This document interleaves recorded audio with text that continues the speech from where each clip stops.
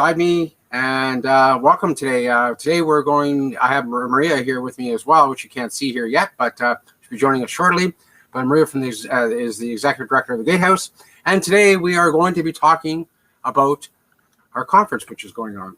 And it's been an exciting week so far, but I must give you this disclaimer before I go. I'm not here to tell you what you should or shouldn't do. I just want you to be aware of that. Only offering my own experiences, my healing journey from the Gatehouse, as I am a survivor of childhood sexual abuse, and only too happy to share my experiences, my healing journey, from day one until now. And here we are at our 10th annual conference. Maria, are you there? Oh, there we are. Hey, that's so neat, this technology, isn't it? Yeah. She's like, it is. I've become an internet guru or a streaming. I was like, let me tell you. Wow, it's been a really exciting week. There's lots of stuff going on, and with the Gatehouse, and been rather exciting. I really what can I say? The first day. Well, actually, here, I'm going to just pass over to Maria. Let's just talk about the first day.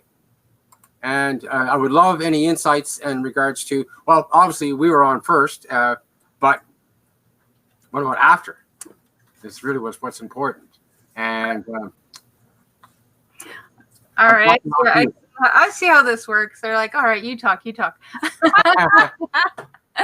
She's been talking all week. Give her a break. Yeah. I know. I don't mind talking a little bit more. It's all good. Thank you, Stuart, for having me on here and for doing all the great work that you're doing with Nicola to bring awareness to healing and recovery for survivors of childhood sexual abuse, especially through making connections on social media. It's so meaningful. Stuart has more than 10,000 followers on his Twitter account, and I'm just going to put that up on the screen. So if you're not following Stuart on Twitter, check him out at Got to Get Out of on Twitter there. And Nicola also at Living with Abuse, now on the screen as well. Like I said, becoming a tech guru over here, so I can easily click and show different things. It's so exciting. So the first day, we started off with transforming trauma, a restorative response. That's what the Gatehouse is, 22 years plus of service to adult survivors and children, survivors of childhood sexual abuse and other abuse. For the kids, we do have a safe space that children can come and disclose to police. We talked a little bit about that. We also talked about a research project that Stefan Hordecki, one of our previous board members, current volunteer, he's going to be facilitating on our groups in the near future, found some meaningful connections around the notion of connection and how important it is for survivors to feel connected in community and build trust with one another, to be able to share their voice, be able to breathe properly, some for the very first time in decades, to be able to share what happened to them, how it affected them, and what they can do moving forward. Of course, we had Nicola on with the yoga session. That was very relaxing. Let me tell you, I did post on there that child pose is one of my favorites. It just feels so neutral and grounding, and an opportunity to refocus the mind and the body. Because often what happens, as you know, for survivors, is there's a mind-body disconnect. And some of the workshops have been focusing on that aspect themselves. We talked about with our panel, Sherry, Deb, Catherine, and Andrea.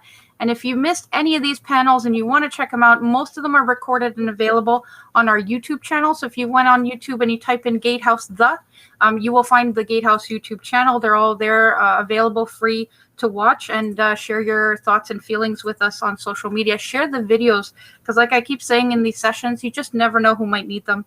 Then we went into, art therapy, and then we're in. I'll stop at day one, and we can have a chat about the different things that came out.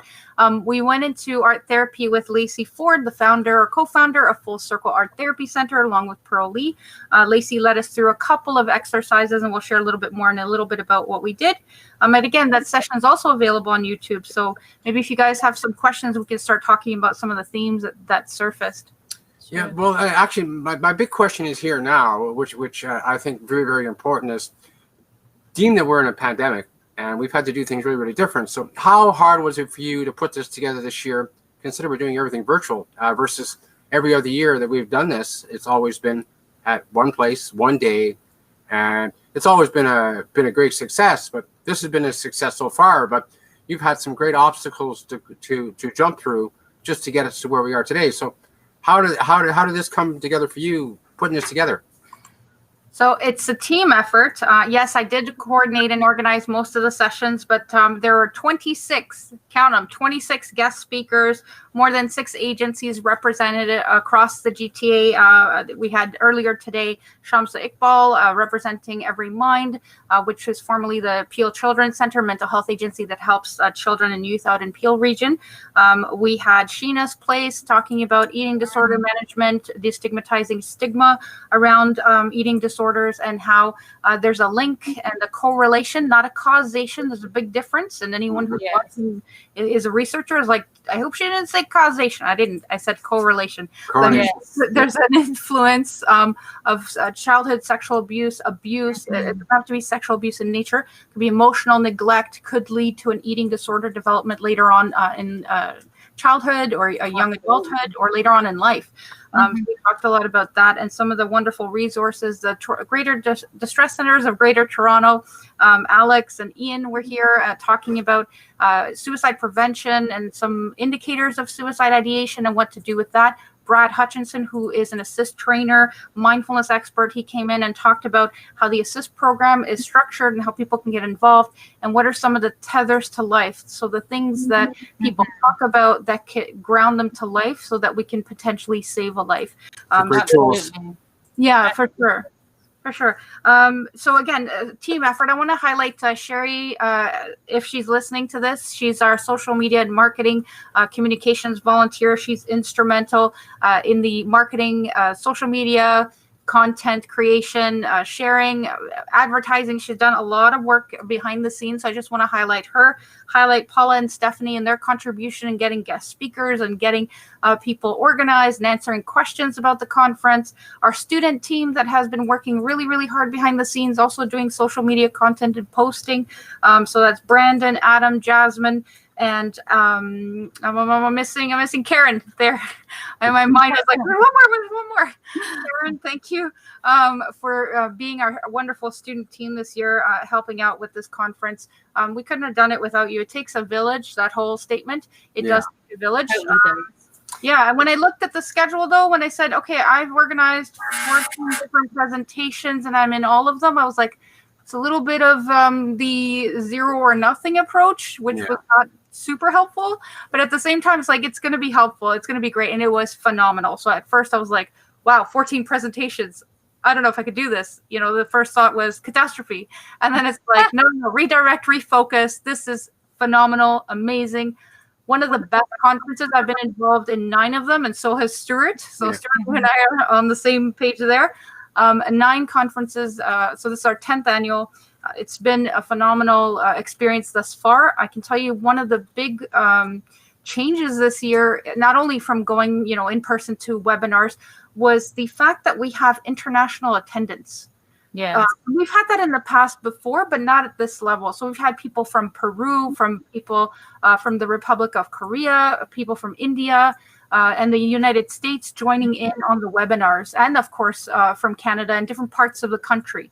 I recommended another lady from Australia yesterday as well, who's the psychologist who's been on the show before, Elise Tobler, and she's been watching it and retweeting it, etc.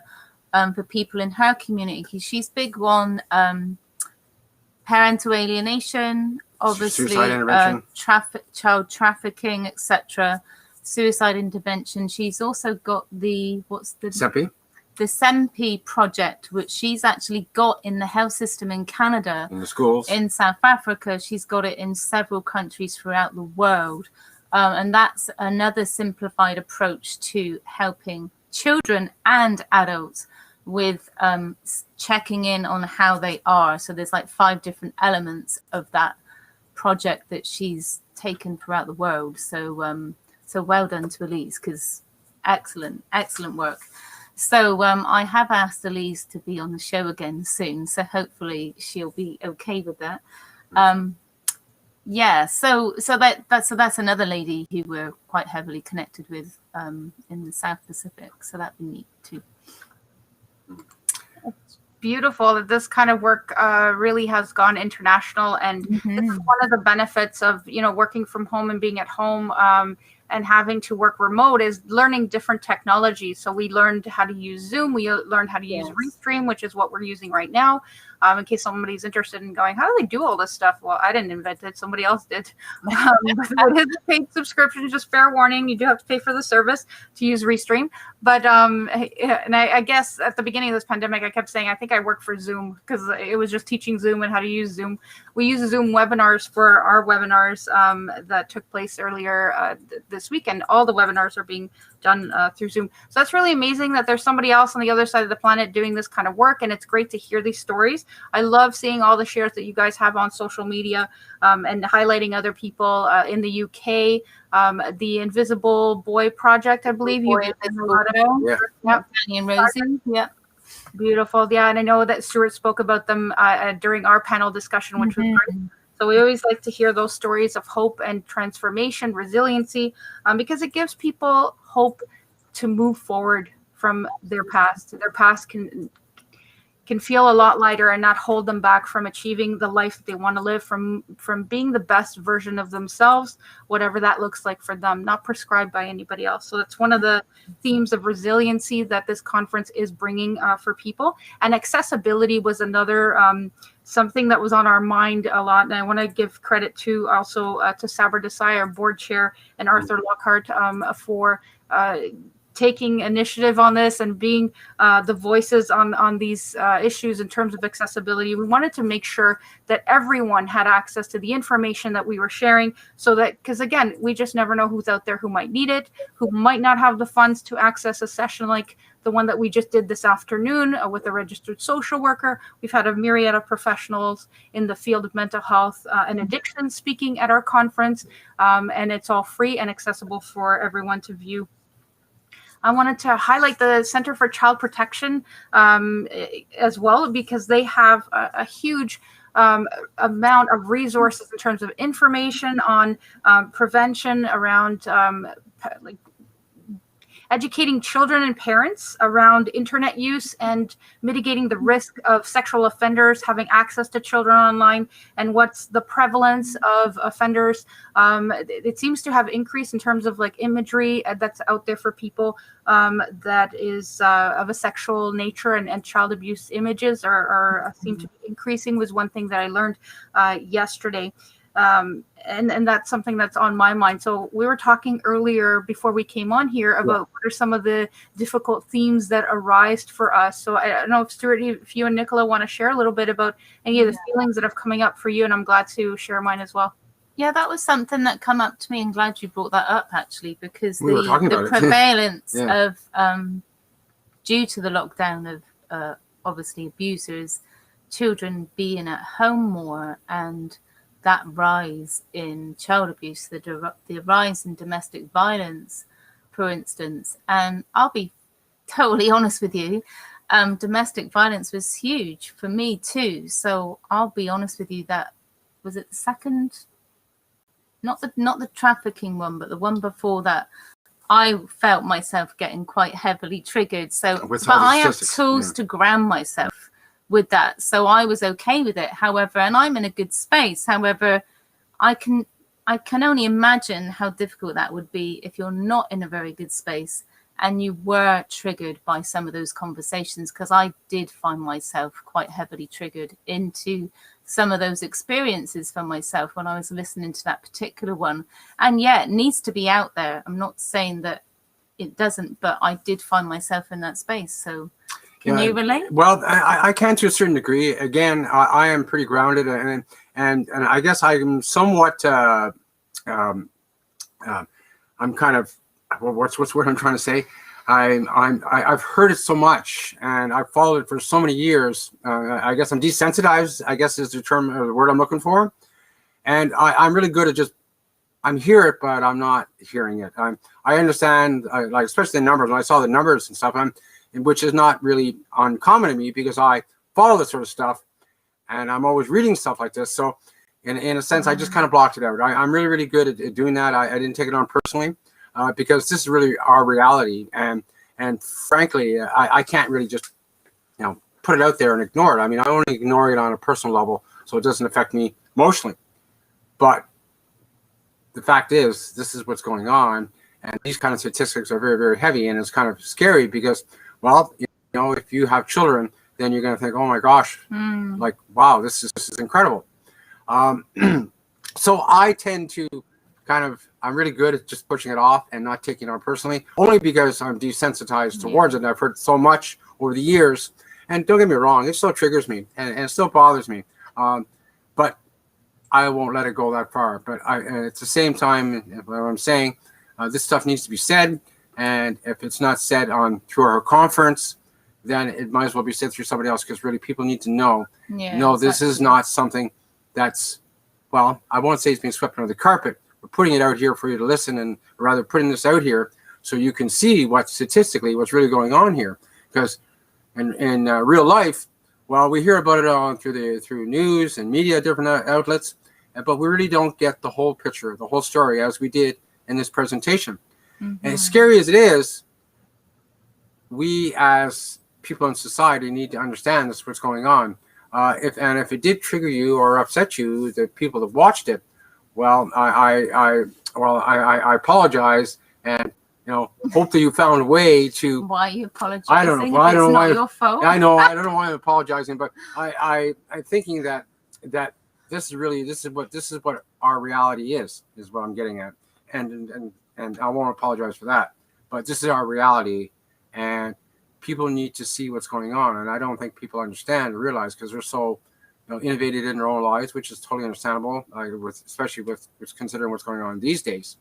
It's kind of hard to focus. But on the other hand, when you hear statistics like that, well, what about our children? Yeah, exactly. Who's really looking out for them? Like, not just at home, but outside the home. So when I hear statistics like this, then I know somebody outside the home is looking at this at a much bigger picture than we are. So I encourage this kind of information to be put out. It should be put out more often.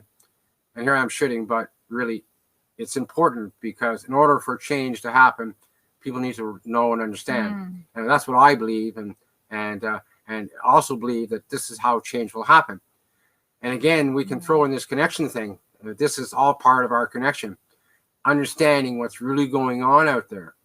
Not just in your home, but your neighbor, the guy up the street, your family up the street, with somebody in another country.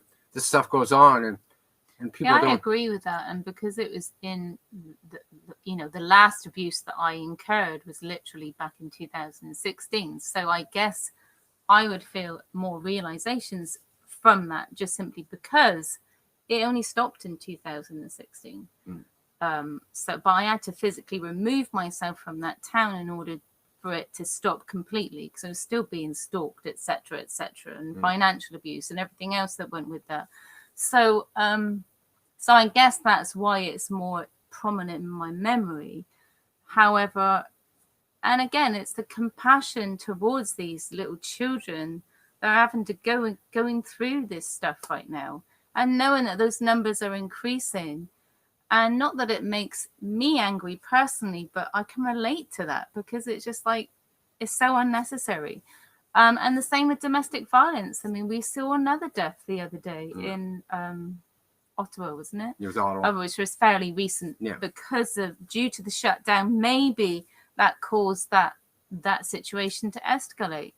And see, it's hard to always look at this, the government trying to be safe, but unfortunately, we know that with isolation, with Christmas, for instance, with Easter, with all those celebrations where the family or, people are at home together more frequently, is when those numbers rise. So if we're in a shutdown situation, it's not a surprise to me that those numbers go up.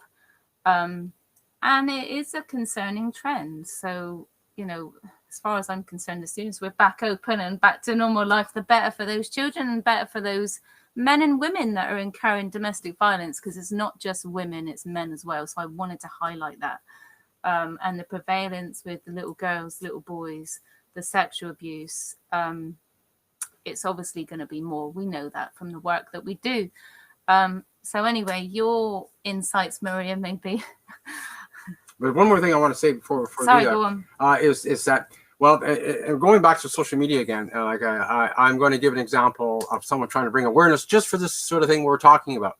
And actually, Dave Lino is who I'm thinking of, because he talked about, if you follow Dave Lino on Twitter, he has Purple Christmas. I think I've showed you this from to Purple you as well. Christmas and Purple Summer. That's right. Yeah. And he brings internationally awareness for childhood abuse of all forms, not just sexual abuse, but covering everything.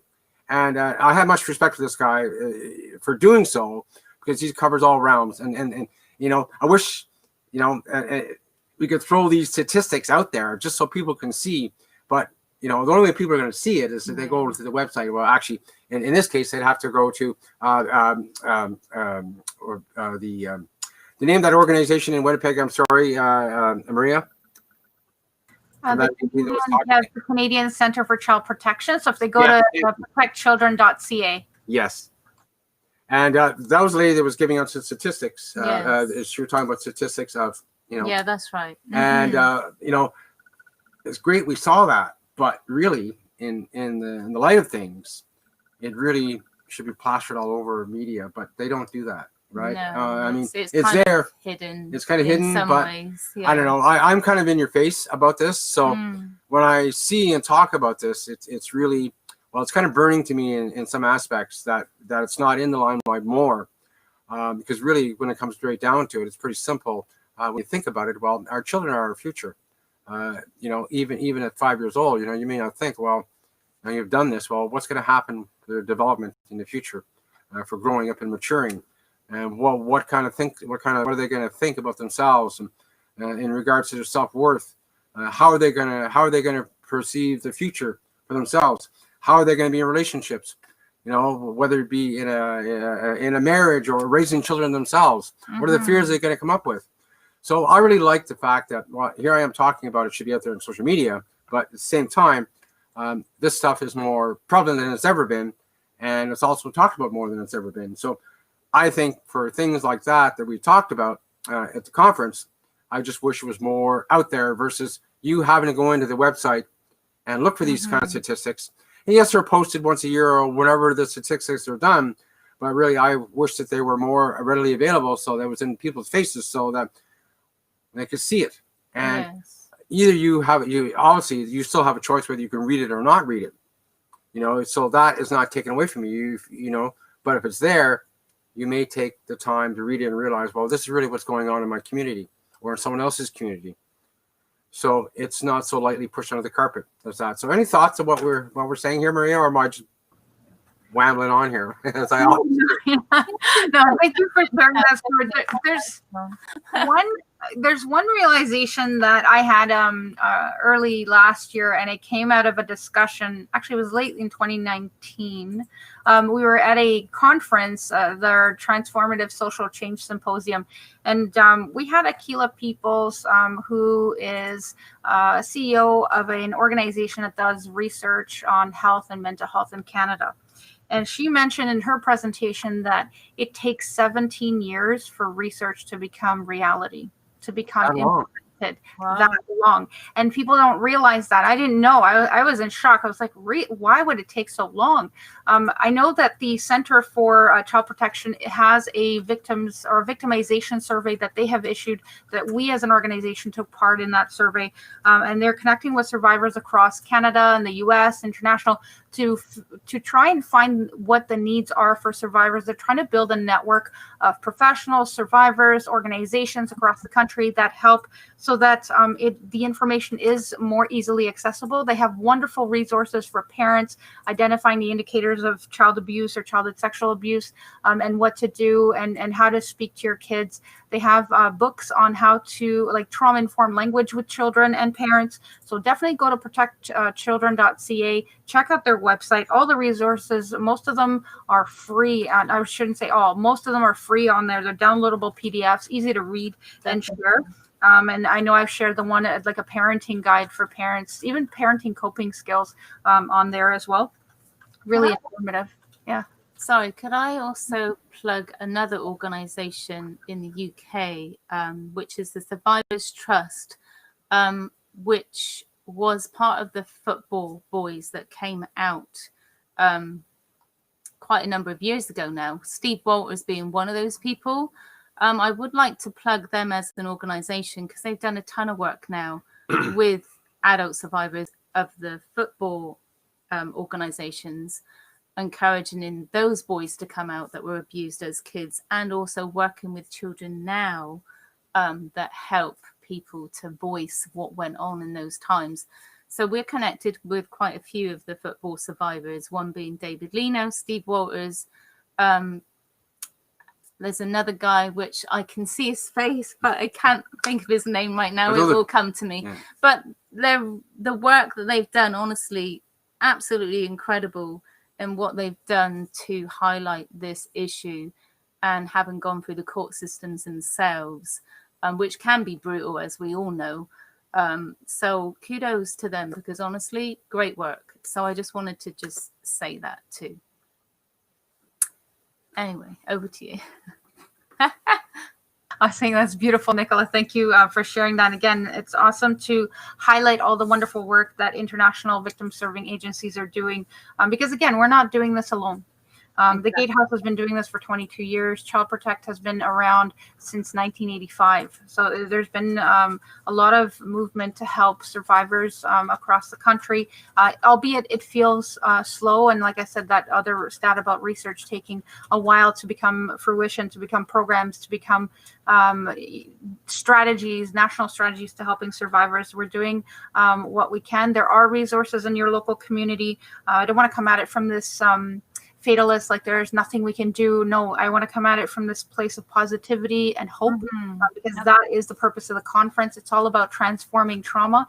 And I'm just going to put the Gatehouse Twitter on there. If you're not following us on Twitter, check us out, Gatehouse_the, because there is another organization in the US that also is called the Gatehouse, that we are not affiliated with them, and they do some great work with addictions. We have connected with them a few years back because we have the same name.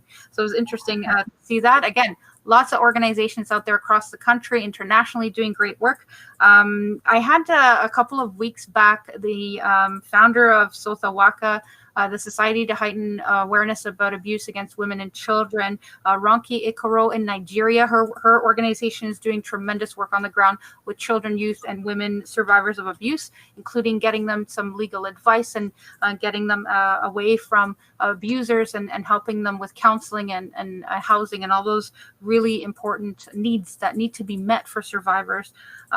When you spoke about the session yesterday that the Center for Child Protection did, as a parent, there were times where I was a little emotionally overwhelmed by the information. I already knew some of this information, and to have it again reinforced, and also to know that it's on the rise because of, everyone being at home, a lot more accessibility to the internet kind of went alarm bells. I have had multiple conversations. Sometimes when I go into my children's rooms and I'm like, I just want to tell you, and they're like, we already know what you're going to say.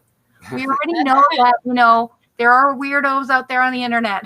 There are people who are, pedophiles. There are sex offenders. They're trying to allure children. They're trying to have access to children and get children to send them images that are inappropriate. They befriend children online pretending to be kids. So just to be aware of some of those risks, cybertip.ca is the sub agency or sub program that the Center for Child Protection has for you to report these kinds of incidents. Cybertip.ca, check that website. If you have experienced anything like that with your child, saying that somebody's trying to befriend them or trying to ask them for pictures or any of that kind of strange kind of behavior, definitely report it, because you just never know, again, who you might be saving. Your child might come to you and tell you that someone is trying to befriend them in that way, but maybe another child won't. And then they become victims, and then their images are out there, and it's really hard to get the images pulled down. And I know there's some stuff going on in the States. I know Ashton Kutcher is speaking out about this. I think there's some legislation that's going to be passed where it makes it more difficult for pornography sites and other kinds of sites to take down those kind of images. So that concerns me. I haven't heard of that kind of legislation here in Canada, and if anybody knows, please share in the comments and we'll try and respond. I'm glad you brought that subject up, actually, because again, someone in the UK who shares this stuff on social media and does similar work to us recently shared online through Twitter that he is proactive with checking his son's telephone, who's about 8 or 10, I'm not exactly sure. And he actually did a screenshot of these adults actually asking his 8 or 10-year-old son to be friends with them. So he made it aware for everyone that, look, this is what's happening. There was like 3 or 4 adults that had actually contacted his son within the last week or 10 days or whatever, asking to be friends with him. So, and this is on these regular sites, and I can't remember what it was, whether it was Snapchat or whether it was something else. I can't remember exactly what sites it was. However, there were several different sites that he'd mentioned, and he does check his son's phone on a regular basis just to make sure there are no adults asking to be friends with children of that age. And also being aware that, you know, these online predators can also be posing as children. So I just wanted to just highlight what can happen in that space. And also the police thing yesterday was highlighting that too, with that the later session at 3 o'clock. So that was interesting to see it from the police point of view, and also, like you say, the other lady that was on there. I find that quite interesting too. Anyway.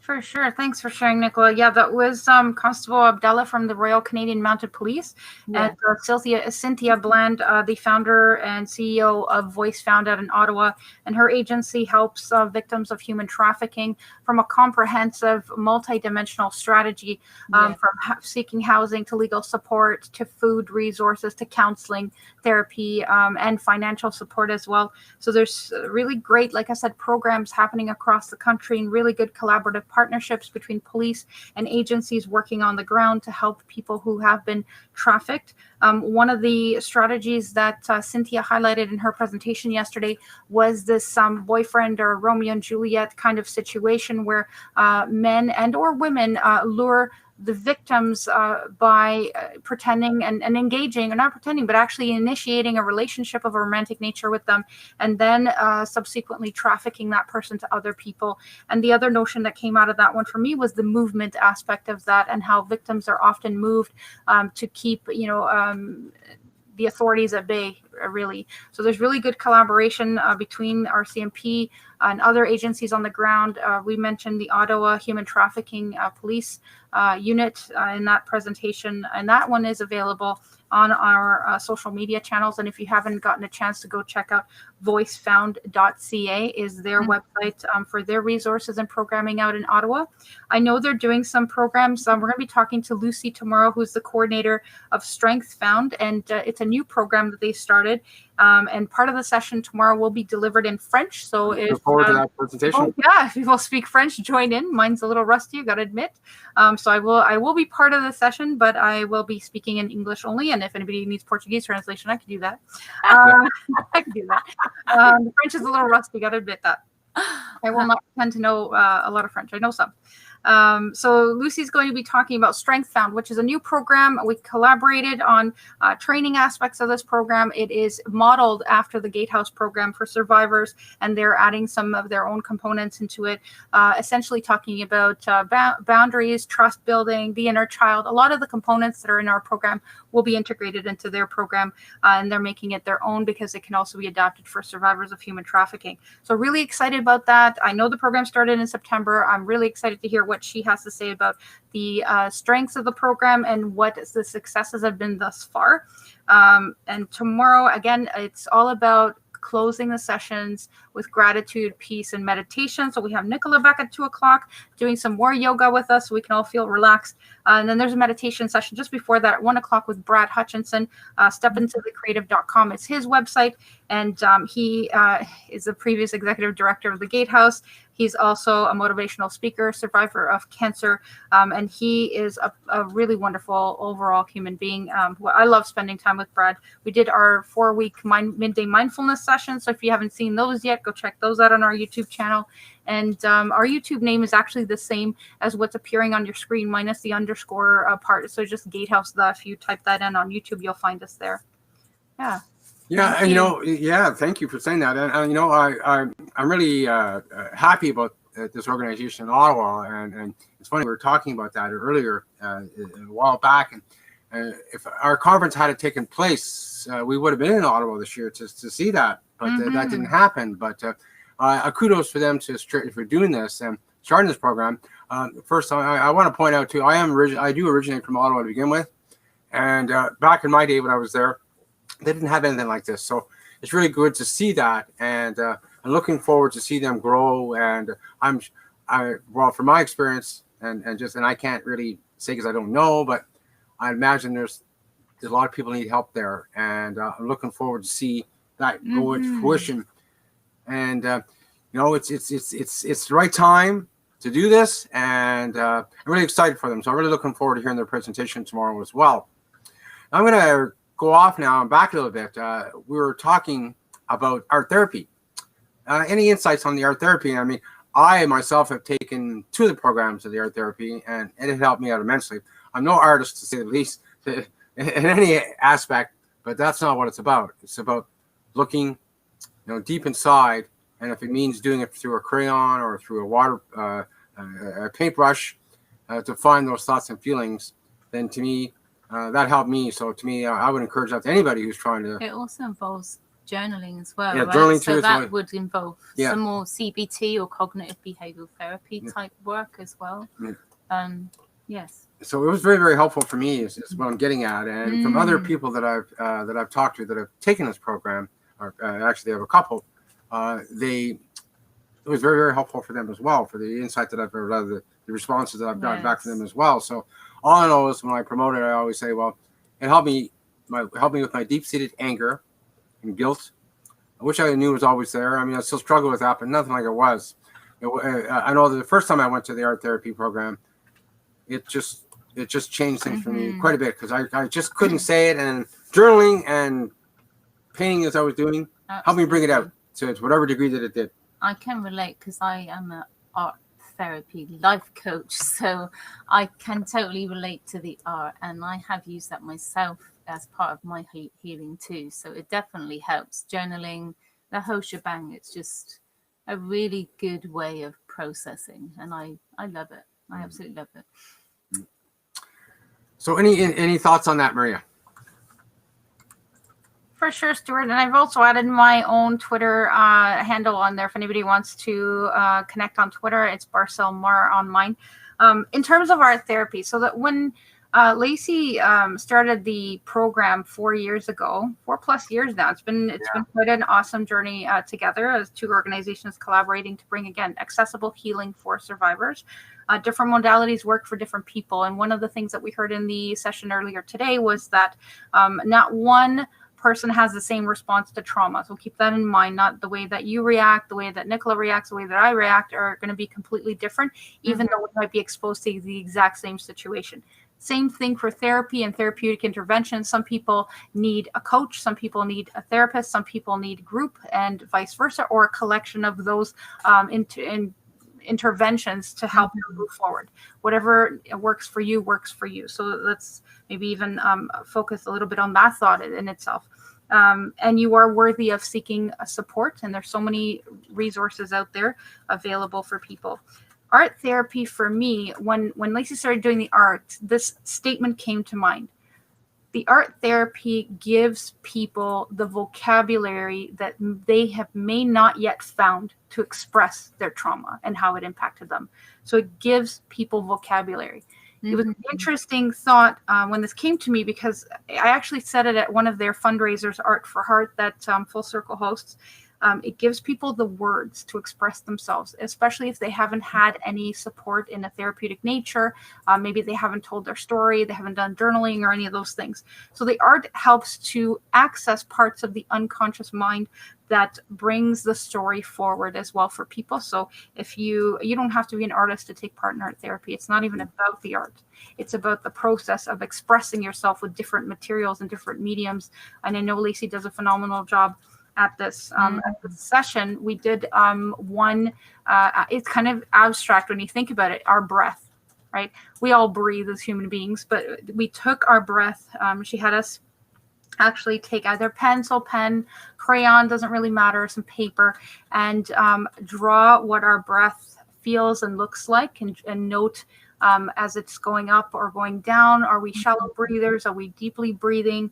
Are we not breathing? Are we holding in our breath? And how it came out in terms of the drawing. It wasn't analyzed in the session. It was just to look at it and see how that makes you feel, to see your breath on paper. Mine ended up being 4 or 5 different disconnected strands, because I found myself breathing in a myriad of different ways and having all these thoughts. So it was a lot in my head, and I'm like, okay, no, this is a body experience, right? The other activity that she did that was so cool was she had us draw this balloon. And one of the balloons, the first balloon, and it was just like an outline of a balloon, but she said it can be any shape. And in that balloon, she had us just draw out kind of like whatever feelings or sensations were surfacing in the moment for us. So how we feel right now. And then go on to another balloon and draw how we want to feel or what we want our life to look like, kind of thing. And then she did that piece. And it was interesting, like the way the balloons looked and stuff. I was like, this is, at first, you go to automatic. I went to the automatic self-judgment. This is weird. This looks weird. And it's like, why am I thinking my balloons look weird? They're just balloons. There's no grade for this, Maria. Stop it. Right? My mind went to the analytical brain that said, okay, so should I put this in here? What should I make anxiety look prettier? Because, should I make stress look a little bit better? Should I draw it a different way? And it's like, art therapy allows you to get out of that mindset of a logical functioning brain and into this very emotional side of things, which often for survivors of abuse and trauma, the emotions and the thoughts are kind of disconnected, or the awareness between the linkages of those two are disconnected. So it was interesting to see that come up in the surface through that session for me. Definitely. I can relate to your experience, because with the trauma conference, I'll get it out in a minute. The trauma conference that was actually in person last year, I attended one of Lacey's sessions, and she got us to draw a circle. And in different sections of that circle, we drew different areas of our life. And again, similar to what you are saying with the cognition of where we could improve certain areas of our life, or where we're peaceful or happy with certain areas of our life. And that was interesting too. And I know for myself, like going back to what you were saying, I'm not an artist. I remember because I took art as part of my high school work, and at the time I would get stuck as I do certain drawing and be okay with it, and then I'd get stuck and I couldn't finish the drawing. But I found myself, as I grew through my journey, I found myself telling myself some days, oh, I'm not very good at this. However, on the days when I told myself, I can draw a squirrel, I can draw this robin, what came out on the paper actually looked like a squirrel or a robin. However, when I told myself I couldn't do it, it was totally different. So it just goes to show that if we say that positive affirmation in our head, I can do this. For me anyway, it actually showed on the paper that I could do it. Whereas if I told myself mentally, oh, I'm rubbish at this, it showed on the paper. And it just goes to show that positive mindset really did help me process when I was doing that drawing. So it's interesting to actually see that as proof down on that piece of paper. I love what you're saying, because I did the exact same thing. And I can draw a stick raccoon, a stick cow. I can draw anything stick-like. No problem whatsoever. It looks marvelous. But what I got out of it psychologically was even better. And I love how you describe it, because You know, I never would have been able to go in and find those thoughts and feelings if I hadn't done like Maria was just describing. You know, like, yes, it looks like a stick, but what did I get out of it? You know, that deep-seated anger, my guilt, my trust, those things, you know, like I talked about it, but how does it really reflect on how I'm feeling, and how does it, you know, how I'm feeling, how does it affect me? Mhm. How does it affect others? You know, on how I react to other people, just for having those feelings deep inside, right? So, you know, I love what you're saying, and I just had to throw the stick in there. I just had to. I just, you know. Has a warped sense of humor. I can relate to that one too.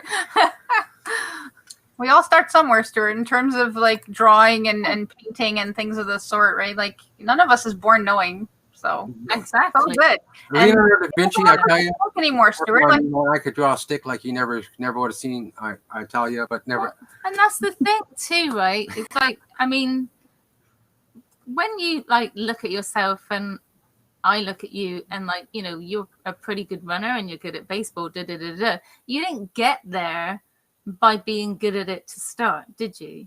That's And so when I get in that space where I maybe start to beat myself up because I'm not good at something, I start to say to myself, hey, Nicola, what are you doing? You haven't had any experience in this.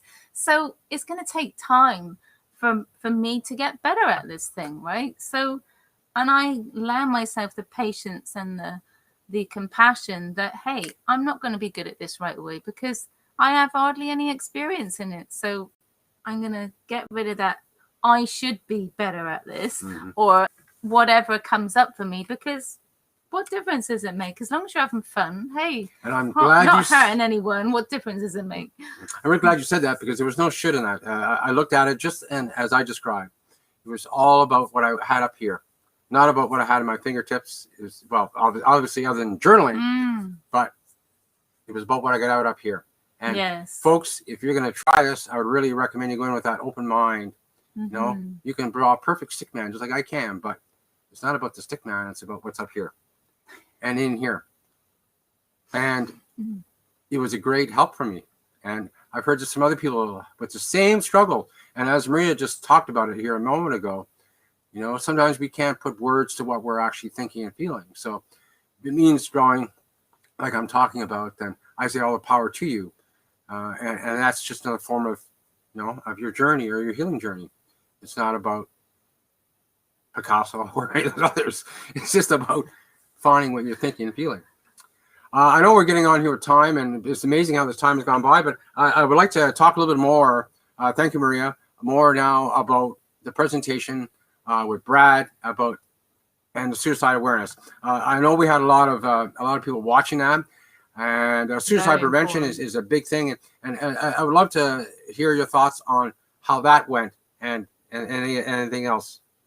Sorry, Maria, before you start, could I just highlight the numbers? The biggest numbers in Canada right now for suicide numbers are our youth. And that's between the ages of 15, I believe, yes, and 27. Oh, I thought it was 22.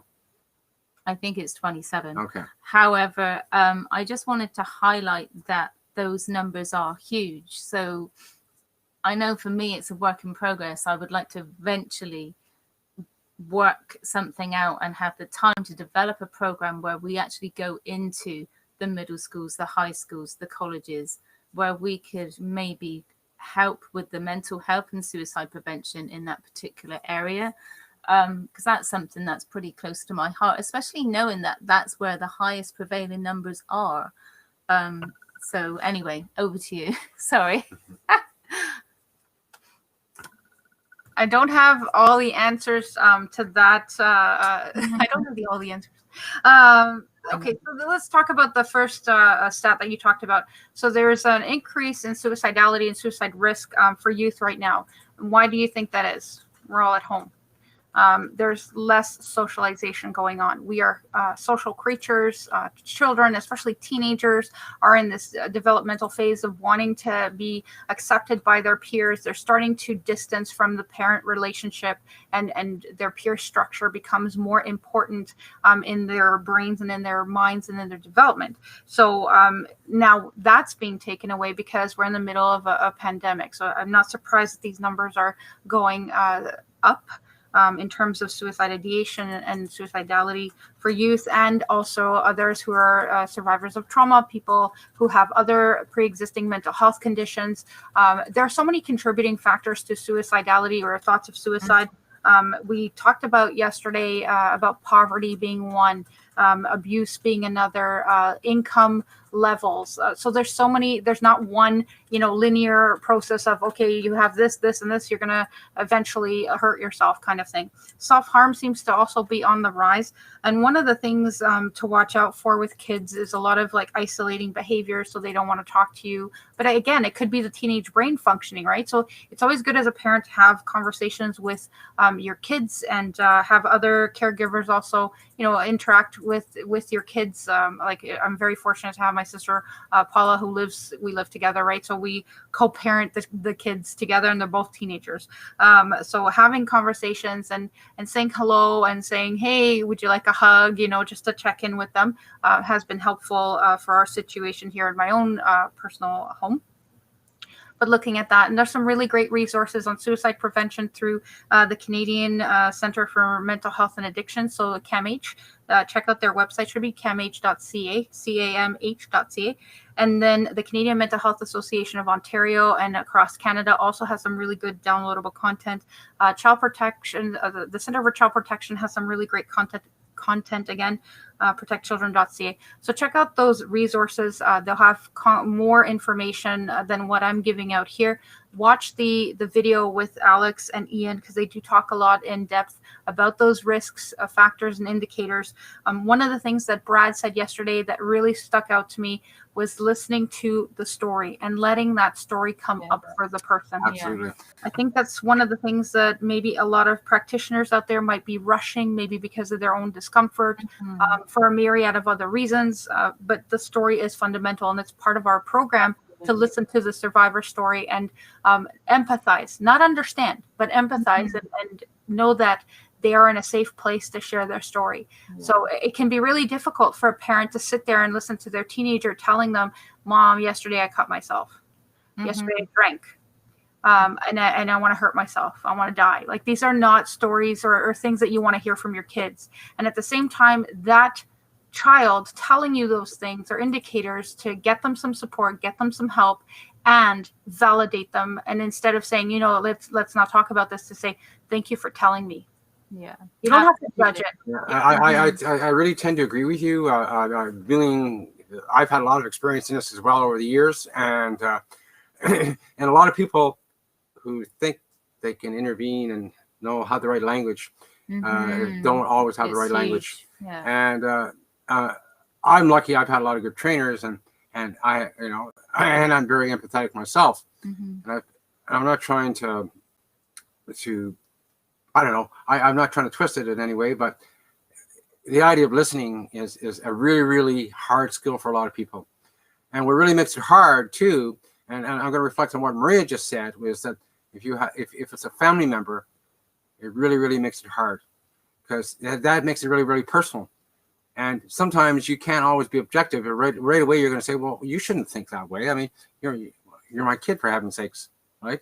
So what's going on? But again, it's the language, and that's what I like about this. I mean, this program is good too, but this Simply program too also talks about that as well. About language, and about having really, really good listening skills, and being able to sit there and listen to the story. And Brad is right on the money on that one. Right on the money on that one. Being able to sit there and not draw judgment and jump to conclusions right away. The idea is to sit there, listen to the story. And while listening to your story, this is the key part about this, and this is what's so important, is when you're listening to the story, hear what's going on, validating what they're saying, and trying to hear strength in what they're trying to and hear strength in their story at the same time, and hoping you can pass that back onto them and remind them of their strength. And hopefully you can do an intervention and hopefully direct them in the right spot. The statement that comes to me are the words that, as a survivor, I would have liked to have heard was, "I believe you." Yeah. Because a lot of the time the parents can't deal with the trauma because they take it on as a trauma themselves, and in therapist terms we call that vicarious traumas. However, it's sometimes hard for the parent to step back from it, knowing that they are so close to that child, or whoever they're telling may take it on as a trauma themselves. So being aware of that sometimes, and you might have an excellent relationship with your parents or child or whatever, whoever it is that's sharing with you these experiences. However, if you're too close to the wire, then you may also take that on as a trauma yourself. So I know for me, having seen my son go through trauma, that was really difficult to deal with. So being able to step back from it, a parent may not always be able to do that because they may have issues that they've dealt with themselves, which bring up stuff for them, right? So even though there's some amazing parents out there, I'm not judging anyone at all because we are all where we are. However, sometimes when you share it with a parent, may not always be the best person to deal with it. And sometimes speaking to someone in privacy, either like Kids Helpline, for instance, I've done their 6-week training for Kids Help Phone, and that's throughout Canada. Sometimes speaking to someone anonymously over the telephone can help if you're not comfortable speaking to a parent. So I would encourage you, if you don't feel like you have a voice, or you don't feel like you're going to be believed, or whatever is coming up for you, just maybe call one of those numbers and reach out, because honestly, you are worthy. We're all worthy. And you know what? Someone out there will miss you if you decide to take the option and, do harm to yourself. So, I just wanted to kind of share that before I go off on a rant. The idea, one thing Nicola's trying to say Yes. is that if being a parent, and I'm a parent as well, we're all parents here. I would say, and maybe this was said already, but if you're a parent and being that close proximity as you are, if you feel that you can't handle it, I would definitely reach out. That's all I'm trying to say. Because sometimes we can jump into waters that are very, very deep, and being personal as that, sometimes it's over our heads. Yeah. So never be afraid to reach out. Like you say, sometimes if we don't have the tools to deal with it ourselves, there's always other options. So to reach out, like you say, to resources in the community. And if someone doesn't know those resources, there's always someone that does. Yeah. So I would always refer someone to the Gatehouse, and we can give you some resources to help you, etc. And suicide being still a taboo topic, just like childhood sexual abuse, is getting, it's more in the limelight now, if I can use that terminology. Not a great choice of words, but it's out there more now. People are talking about it more. So what we're saying here now is, and with the Gatehouse, with the presentation that was done yesterday, it's hopefully it helped you bring this more into light, realizing that you're not alone and there is help out there. Thank you. Thank you so much, Stuart, for highlighting that. There's a couple of things I just wanted to end off my part today here with. If you haven't signed the petition yet, this speaks to the point of having education about prevention and suicide awareness too in schools. Lovren's Law is being petitioned to our Ontario government here by Charmaine Lovren, who is the initiator of this initiative. And it will bring forth, so it's going through different stages of trying to get it into as a bill or legislation in our province. And right now they're looking for signatures. So if you can sign the petition, I will post comments. Yeah, I will post comments on our social media pages today with the link to sign the petition. This would legislate our education system to have a week-long prevention and awareness and prevention week about abuse, bullying awareness as well, and suicide prevention would be part of that discussion. So it kind of like fits in with definitely fits in with what we're talking about. And so just people, please sign that petition, share the petition on your social pages. It has to be citizens of Ontario. That's the one limitation that sign the petition, and it's easily signable online.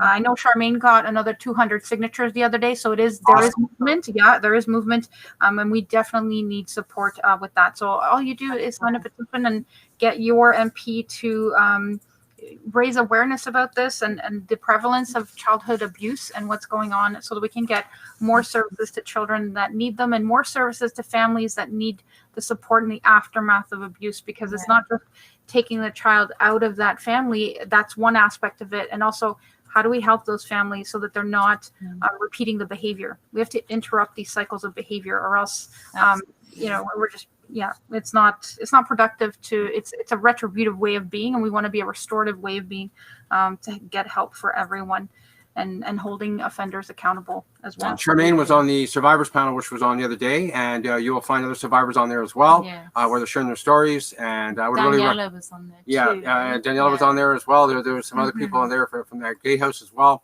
So I would really recommend you go and listen to that, listen to their stories. And another way of acknowledging that we're acknowledging we're not alone. And they offer great insight in their own healing experiences. So I would really recommend you go to there. Yes. I know we're getting close to our time, but and we didn't even cover all what I wanted to cover. There's just no way we could do that. So we'll have to leave it for another day. But I would like to ask Maria for any last minute thoughts, because I know you still have the evening to go. So I don't want to keep you here really any longer. So any last thoughts? And we can always come back and do this again, because the conference is on. We still have another day, and maybe with the people filling out the surveys, maybe you can go back with some insights or thoughts on how they thought it was, and just go from there. Thank you so much, Stuart. And I'm just going to put back our gatehouse. So definitely share the videos, please, on your social media channels. The more awareness we can generate that way, the better the message gets out there for people who may need our services and may need to be part of the gatehouse programs, because we just never know who we're impacting with our words. So it's really great. Please feel free to leave comments of gratitude. Those are always welcome. And I keep saying that in the webinars. We need to spread awareness and other positive messages out there. So trauma is definitely something that highly impacts people in very negative ways. It is also, like Brene Brown says, the shame and processing it with vulnerability, the way that we do at the Gatehouse, and also the birthplace of other things like creativity. This show came out of transformation. The show is called Personal Transformation for a reason.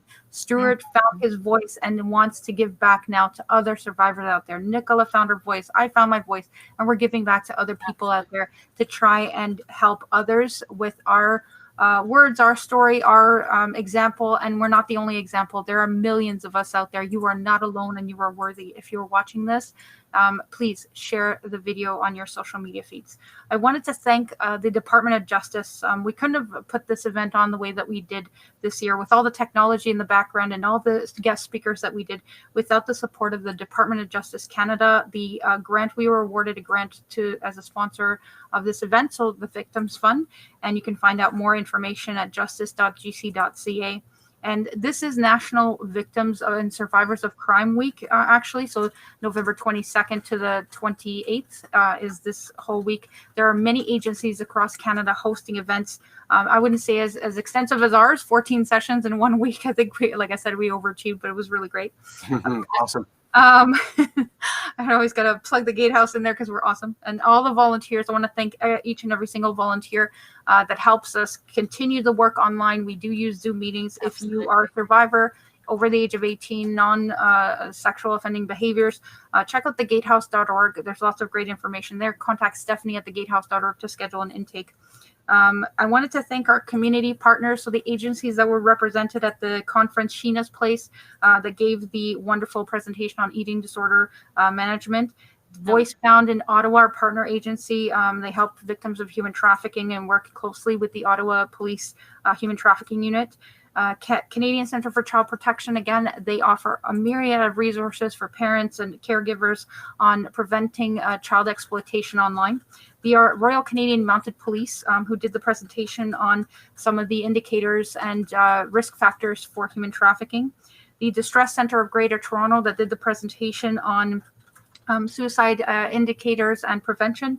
Full Circle Art Therapy Center that did the art therapy session with us. Again, Every Mind representative, Shamsa Iqbal supervisor, clinical supervisor out there in Peel, helping children and families recover in the aftermath of trauma. So many great speakers this year, so many people, 26 people again, that made all these presentations happen. And I'm super grateful to everyone that was involved. And again, highlighting Sherry. If you're listening, hello, Sherry, you're awesome.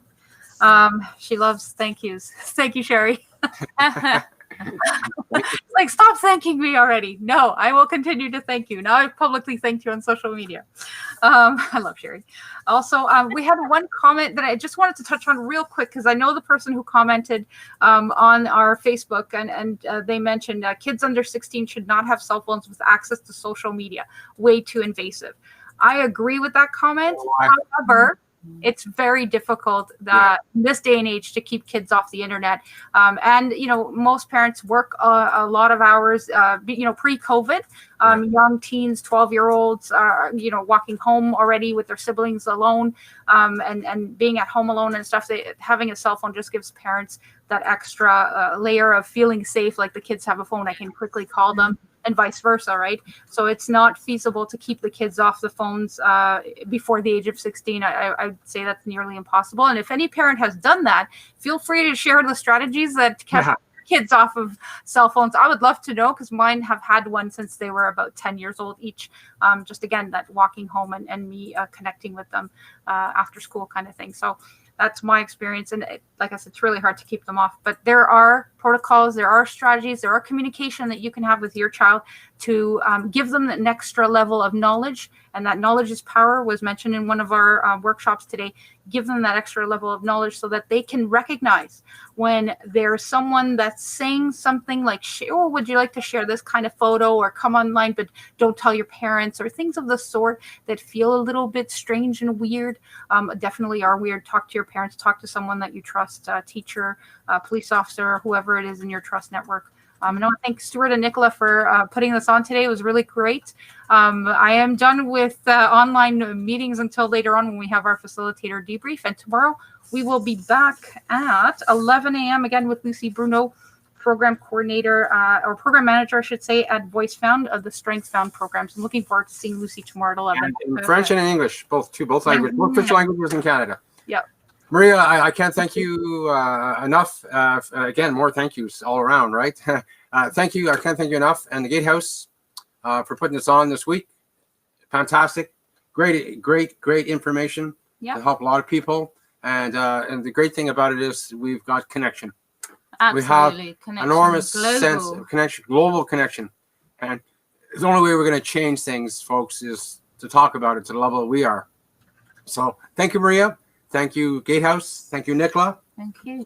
And if anyone wants to check in and register for the 2 p.m. session for yoga, it is trauma informed. So that means there are differences to what you would find in a regular yoga studio if some of those yoga teachers are not trauma informed or trauma aware. So again, child's pose, for instance, Maria was saying how she likes that so much, and that doesn't surprise me, because you know what? When you're in child's pose, it actually encourages the parasympathetic nervous system, which is the opposite to fight and flight. So that means the body goes into relaxation because you're relaxing the diaphragm. So if anyone wants to register, please go to thegatehouse.org and register for that session at 2:00, and then we'll be finishing off at what time, Maria? We will be done at 3 tomorrow. I was going to say one last thing. Please make a donation to the Gatehouse if you can. If you can spare $5 a month, become a monthly donor. We need support. We are not a government-funded agency. And I wanted to highlight, yesterday we had a donation of $100 from an anonymous donor. So that's really great. Please keep sharing the messages and donate online. You can go to thegatehouse.org to donate. You can find us on Canada Helps as well. If you type in the Gatehouse, it'll come up as our long name, the Gatehouse Child Abuse Investigation and Support Site.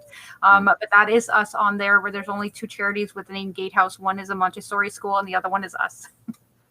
Wonderful. Awesome. Thank you. you. Maria, have a great evening, and thank you for your time.